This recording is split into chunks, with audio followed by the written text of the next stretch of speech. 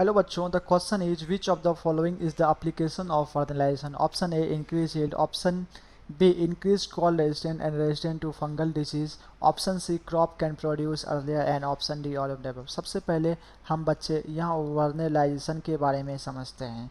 Vernalization क्या है? Vernalization क्या है? वर्नलाइजेशन में हम क्या करते हैं कि कॉल्ड टेम्परेचर जो है, कॉल्ड टेम्परेचर दे के प्लांट्स को प्रमोट्स कराते हैं फ्लावरिंग के लिए। ठीक है, तो इसी फेनोमिनन को, इसी प्रोसेस को हम लोग क्या कहते हैं? वर्नलाइजेशन। अब वर्नलाइजेशन से हम लोग क्या कर सकते हैं?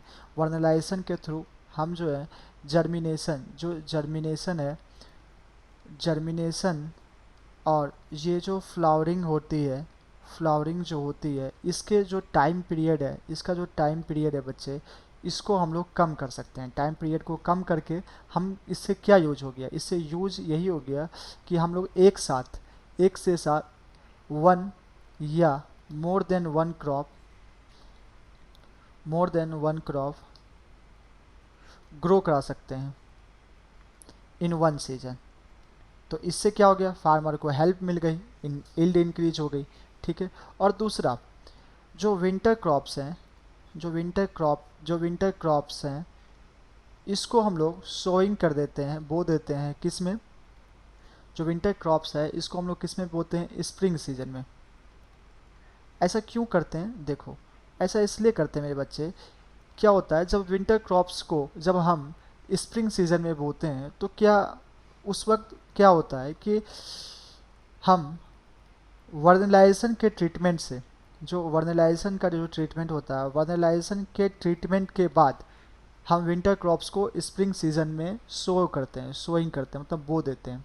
ऐसा करने से क्या होगा? ऐसा करने से यही होगा, जो प्लांट्स जो है, अगर विंटर कंडीशन में अगर हम प्लांट्स को ये करते हैं, विंटर कंडीशन में अगर हम सोइंग करते हैं, तो प्लांट्स जो कोल्ड टेम्परेचर है इसको टॉलरेट नहीं कर पाता, तो हो सकता है कि प्लांट्स डाई हो जाता, प्लांट क्या होता? मर जाता।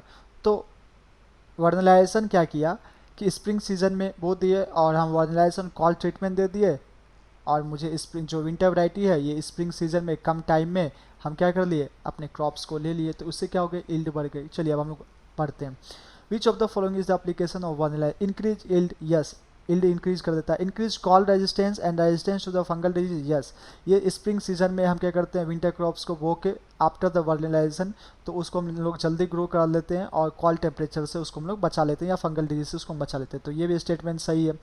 Crops can be produce earlier, हाँ, जो विंटर से फिर जो समर सीजन आता तब जाके ये जो क्रॉप्स है तब जाके इसको हम हार्वेस्टिंग करते हैं। लेकिन मैंने क्या किया? वर्नलाइजेशन की मदद से स्प्रिंग सीजन में विंटर क्रॉप्स को सो करके, मतलब सोइंग करके हम समर्स में काट लिए। तो इतना जो गैप बच रहा है, इतना जो गैप बच रहा है, इस गैप को हम लोग कम कर दिए, तो क्रॉप को हम लोग प्रोड्यूस अर्लियर कर लिए। तो ऑप्शन सी भी करेक्ट, तो option D all of the above यही करेक्ट ऑप्शन।